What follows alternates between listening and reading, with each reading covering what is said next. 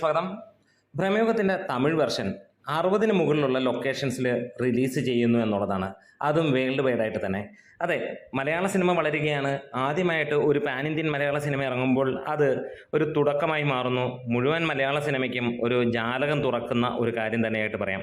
ഇവിടെ KGF-ഉം ബാഹുബലിയൊന്നും ഇതുവരെ സംഭവിച്ചിട്ടില്ല, നമുക്കെല്ലാവർക്കും അറിയാവുന്ന കാര്യമാണ്. പക്ഷേ വരും കാലങ്ങളിൽ അതിനു മുകളിലുള്ളത് മലയാള സിനിമയിൽ നിന്ന് വരും. അതിനുള്ള തുടക്കമാണ് ഈ ഒരു സിനിമ എന്ന് തന്നെ പറയാം.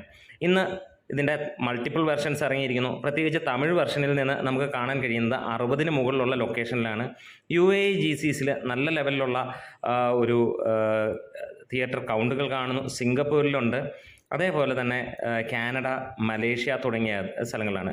മലേഷ്യയിലൊക്കെ റെക്കോർഡ് ആയിട്ടാണ് ഈ ഒരു സിനിമ റിലീസ് ചെയ്യുന്നത്. ഇതുവരെ ഒരു മലയാള സിനിമയ്ക്ക് കിട്ടുന്നതിൻ്റെ ഏറ്റവും മികച്ച രീതിയിലുള്ളതാണ്. ഇതിൻ്റെയൊക്കെ രസകരമായ ഒരു കാര്യം എന്ന് പറഞ്ഞു കഴിഞ്ഞാൽ തമിഴ് മാത്രമല്ല, മലയാളവും തെലുങ്ക് പതിപ്പും കന്നഡ പതിപ്പുമൊക്കെ പല രാജ്യങ്ങളിലും ഉണ്ട് എന്നുള്ളൊരു കാര്യം തന്നെയാണ്.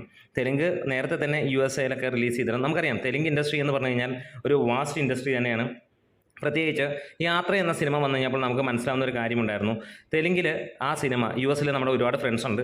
അവരിൽ നിന്ന് കിട്ടിയ ഒരു വിവരം അനുസരിച്ചിട്ട് അവിടെ അതിഗംഭീരമായിട്ടുള്ള തിരക്ക് തന്നെയായിരുന്നു. അവർക്ക് YSRനെ അത്രത്തോളം ഇഷ്ടമാണ് എന്നുള്ളൊരു കാര്യം നമുക്ക് മനസ്സിലാവുന്ന ആ ഏരിയയിൽ അത്രത്തോളം തിരക്കും കാര്യങ്ങളുമാണ്. അത് യാത്ര 1 എന്ന അല്ലെങ്കിൽ യാത്ര എന്ന സിനിമ വന്നപ്പോൾ അവിടെ ഒരു ബ്ലോക്ക് ബസ്റ്റർ അടിച്ച സിനിമയാണ്.